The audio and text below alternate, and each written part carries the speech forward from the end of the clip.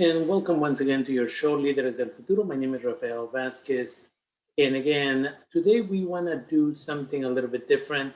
This is an updated version for people who want to renew their DACA. And again, please do not use these forms if you're trying to do DACA for the first time.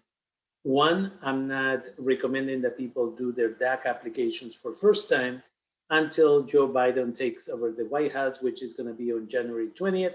Anytime after that would be better. The current president seems to be changing his mind about so many things and could cause a lot of trouble for people applying for DACA for the first time. And for that reason, I do not recommend that people file for DACA yet.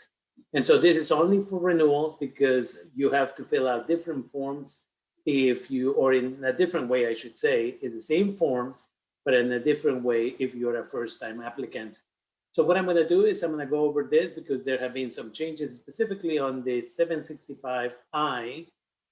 And so we're going to take it from there. So let me remove the video here, and that way you can see the whole page.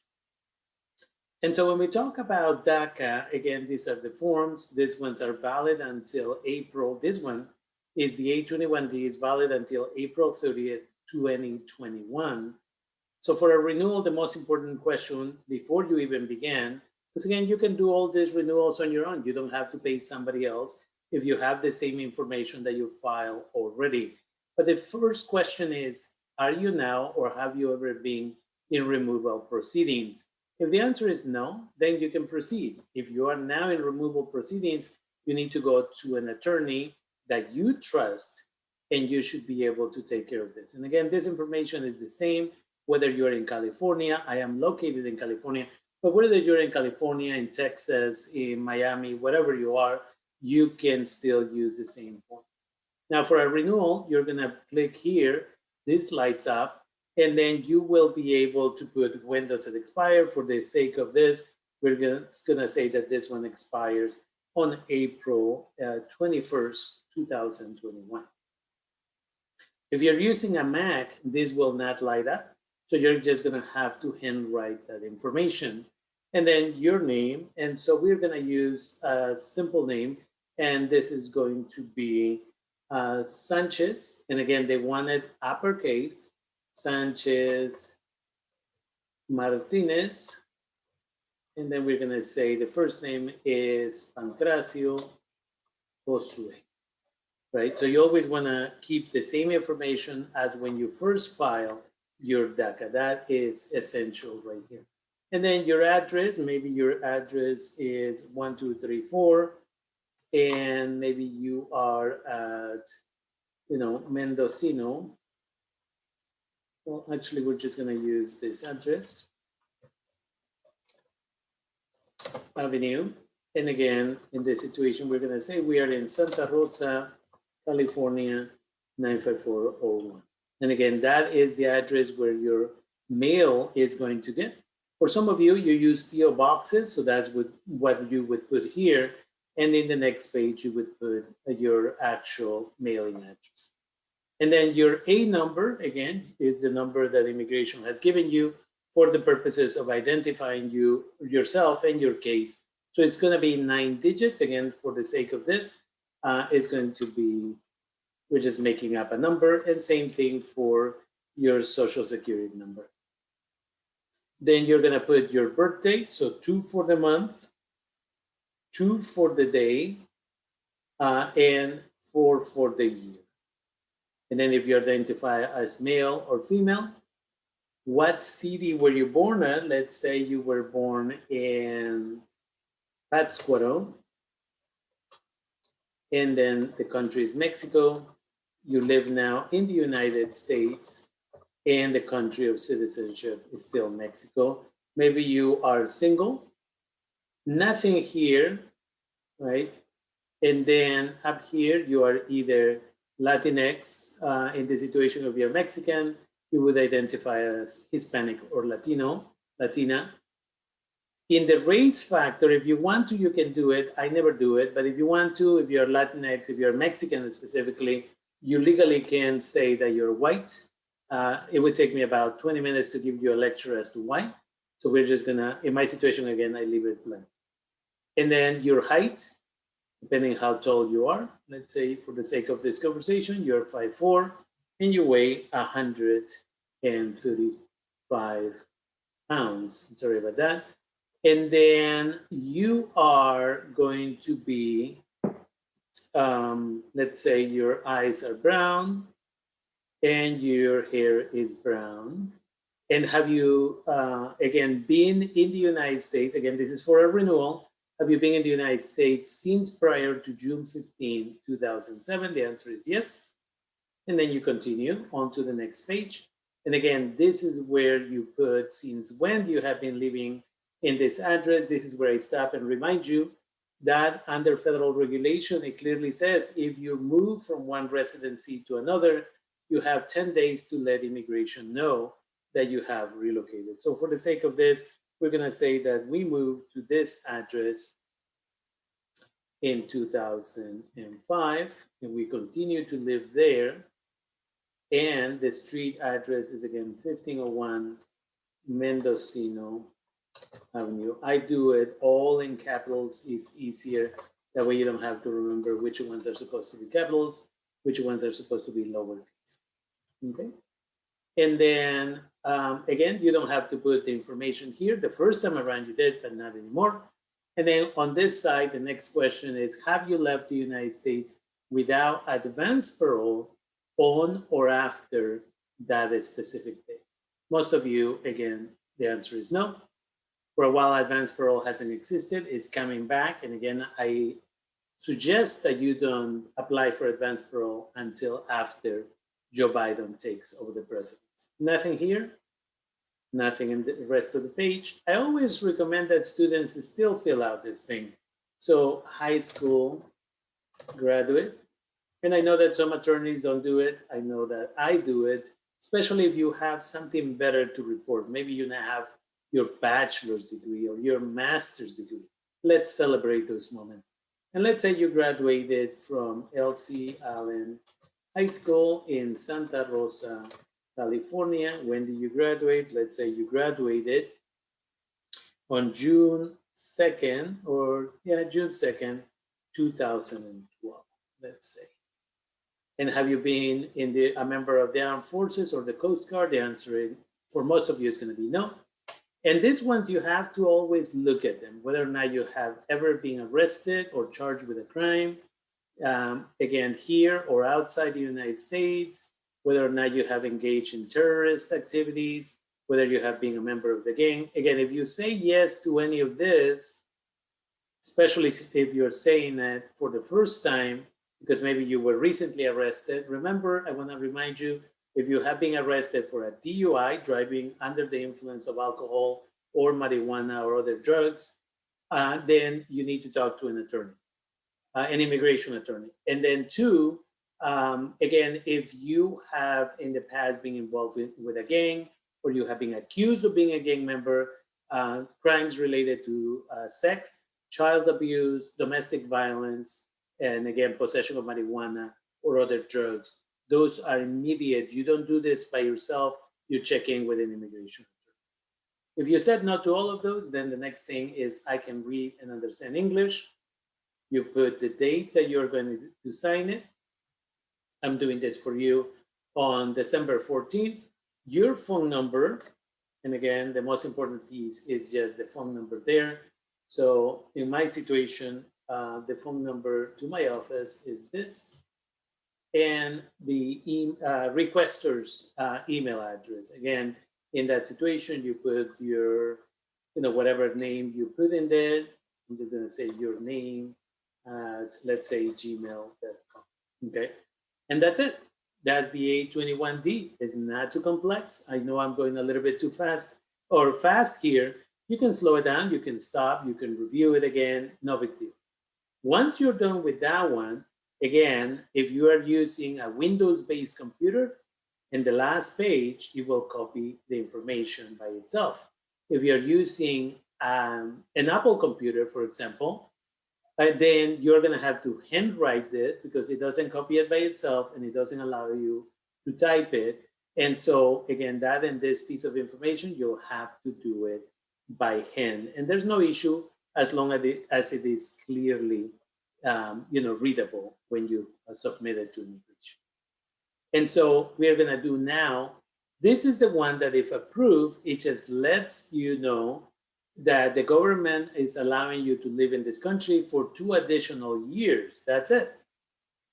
The next one is the 765I. This is the one that gives you the ability to legally work for 2 years in the United States. And again, for a minute, they were giving them only for 1 year.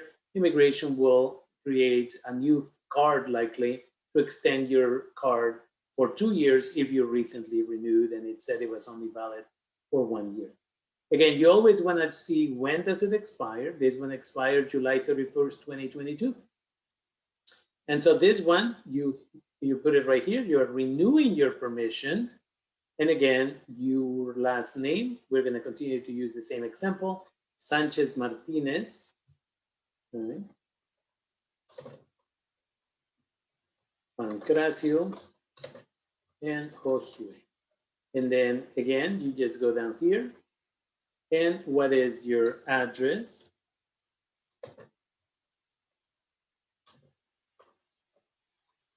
And this is, again, your mailing address. So if you're using a P.O. box, that's what you would put there. And then your actual physical address would go in the next page. And then, again, for me, this is the information. And then it's asking right here, actually, it's not in the next page, it's in the next line. It says, is your current mailing address the same as your physical address? If you say no, look how this lights up. And then you'll put that information. So if you put a P.O. box here, but you actually live here, that's what you would put there. But in my situation, if my mailing address, where I live and where I get my mail is the same place, the answer is yes. This stays that way. You save yourself some time. And again, your A number. And then nothing here. Again, whether you identify yourself as a male or female, whether you identify a single, married, divorced, widow. Again, just because you're living with somebody, but if you're not legally married through the state, then you're still considered single. That's really important for you to keep in mind. And then, have you previously filed this? Yes, because you already have a work permit.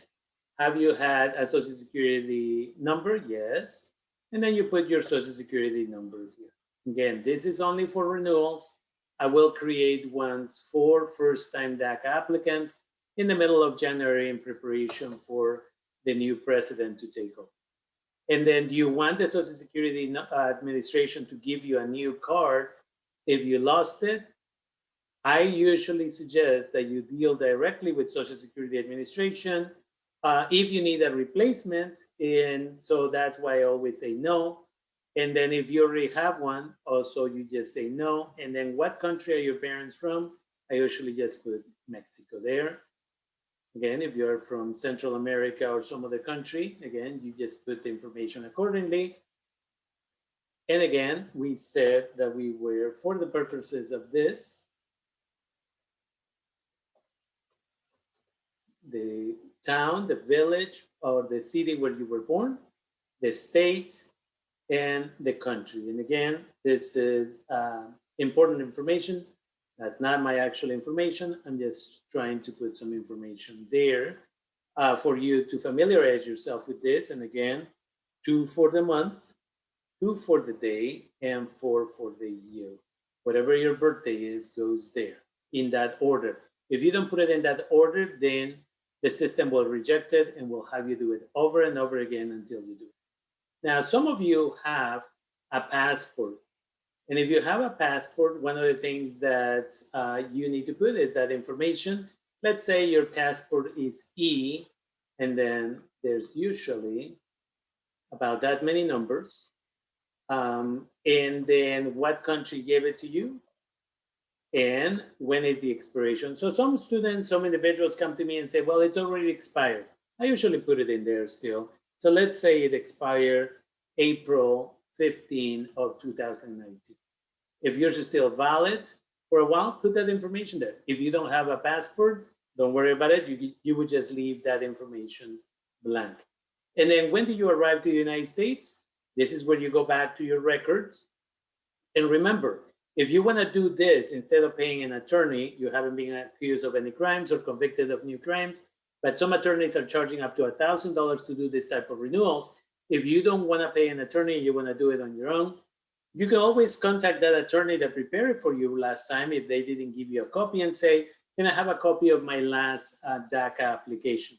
They cannot deny it for you. It's your paperwork. They may choose to charge you, let's say 10 cents a page, sometimes a little bit more, but that way you will always have a copy. They should have given you a copy anyway, but yes, that's important. It's your paperwork. You have the right to get access to it. So when do you arrive? Again, because it had to happen before June 15, 2007, then maybe you arrive on May 4th of 2003, right? Whatever is appropriate there for you.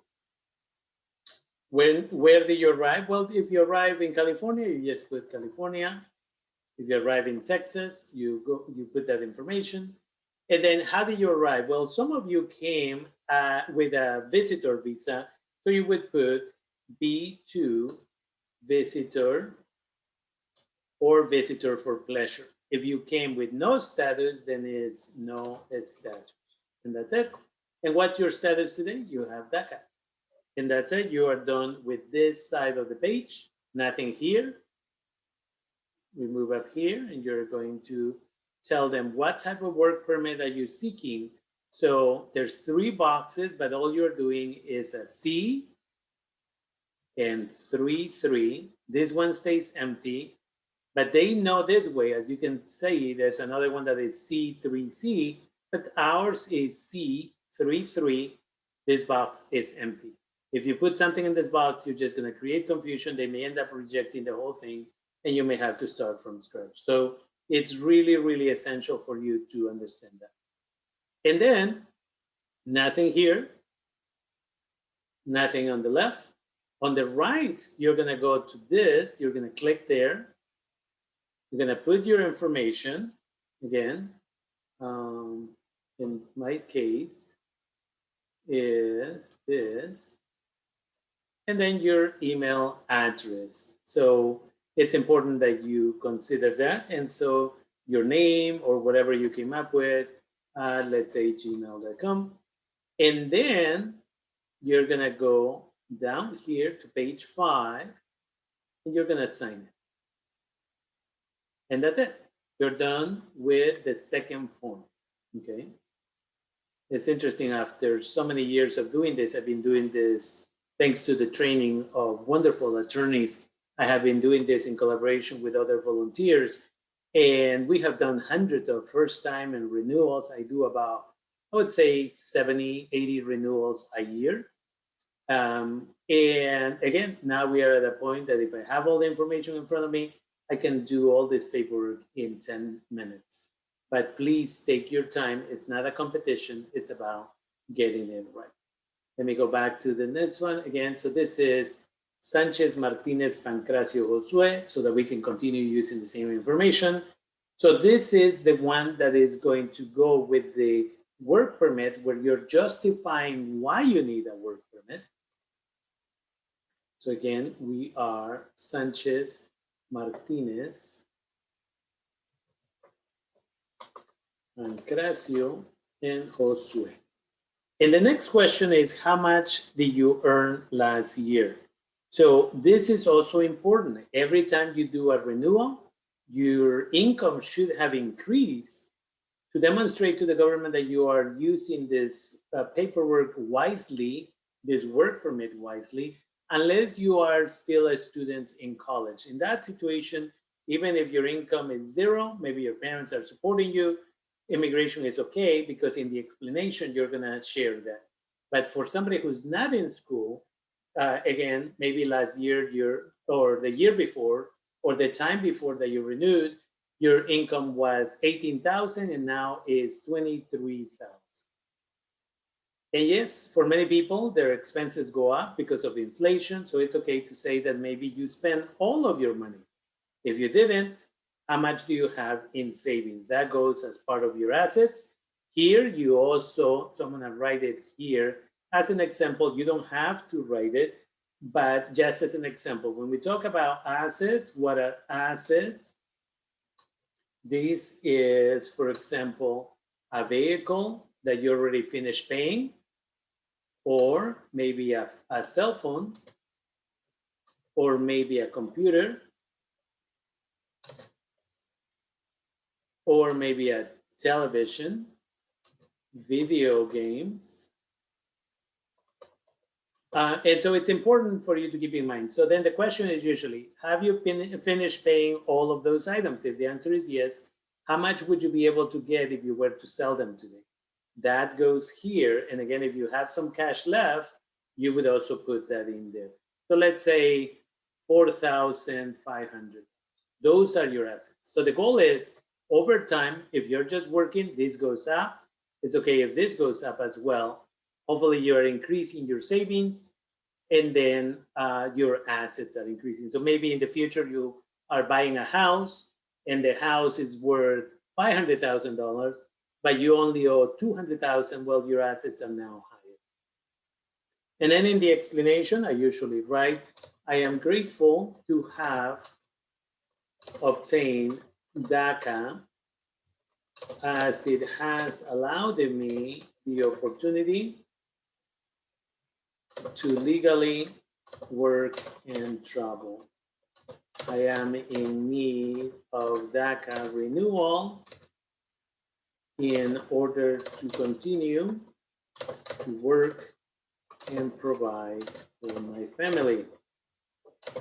And then you always finish with a thank you. So I always say, I thank you for your consideration of my request. And that's it. If you haven't been working, explain why. If you haven't been going to school and not working, there better be a reason. And the only reason I can think of is maybe you're pregnant, and maybe you had a difficult pregnancy. I have had a few of those cases. And that's it. Again, this is not necessary, so I'm going to delete it. It was just for the example. This is all they need. And that's it. That's the third form. And the last one is the 1145. In the 1145, it's just you submit it so that immigration will let you know via text and via email that they receive the application right away. That usually happens about a week to a week and a half after you submit it. And two, it's important because then, well, again, you have your receipt. You know that they got it, and that's the most important thing. Eventually, you'll get the actual printed receipt forms. Now, before I forget that, the other item I really need you to be aware of, anybody whose DACA is going to expire in the next 6 months, I suggest that you submit your application right away. Why? Because right now it's taking between 3.5 to 4 months to renew it. But with people who nationally, and we're talking about possibly 100,000, maybe more individuals who are going to submit their first-time DACAs, unless yours is going to go through a special system of renewals, it's going to be delayed, the renewal. So again, 6 months is what I'm suggesting at this moment. At the end is your decision. But some of you, I wouldn't want your employer to let you go because your permit is not coming in on time. Okay, so here again, we go back and we'll use the same example again. Sanchez Martinez, Pancracio Josue. So last name, Sanchez Martinez, Pancracio Josue, and again, your name at Gmail. So whatever your email address goes there, and then your phone number. And in this one, just make sure that right after you type it, you go back to another one of the boxes, and you will see that it will set up the phone number correctly by itself. And that's it. Those are the 4 forms that you need to fill out for a DACA renewal. And then I'm going to share one other item with you, and that is we're going to share with you this information. And so again, this is the information as to where you're going to send the information. I apologize, let me share it correctly. So you're gonna go to page 5 of the form A21D, and you're going to sign there where it says requestor signature. You're gonna go to the 765, page 5, and you're gonna sign as well. And those are the only 2 signatures that you need to do.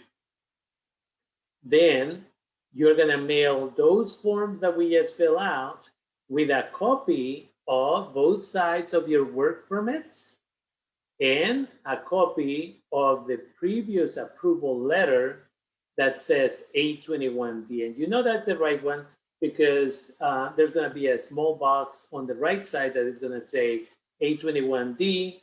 And again, it's going to say letter of approval. And then a little bit below that is going to say when is it valid. And it's going to match your work permit. So that's important there.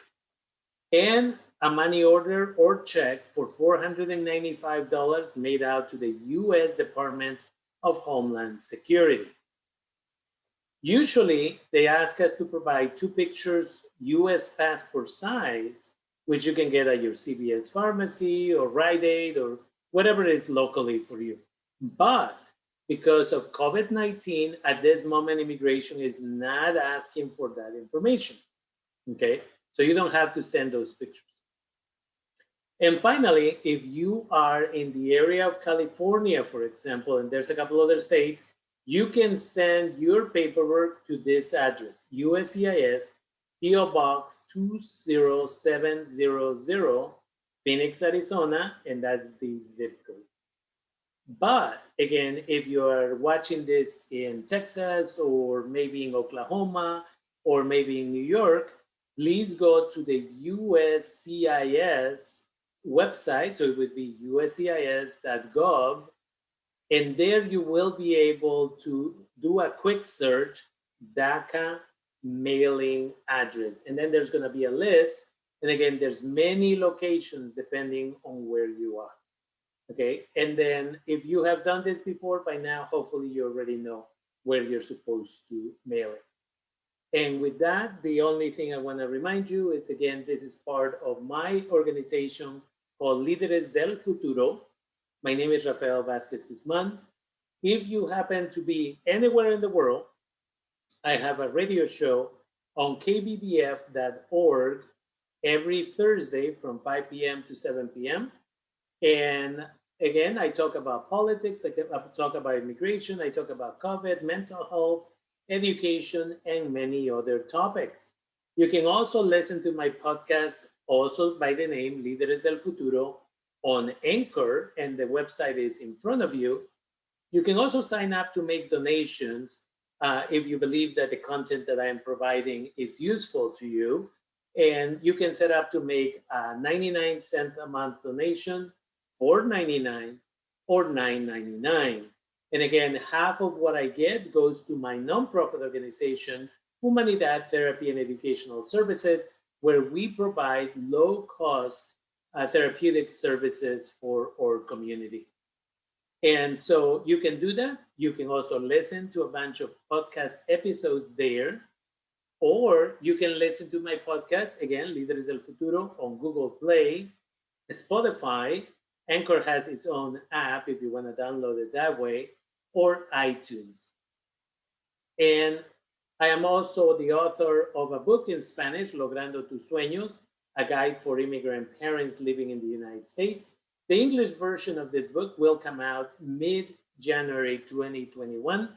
You can go to my website, lideresdelfuturo.org, and information about my book, my journals, my guided journals to assist people in English. There's a version for adults and one for youth.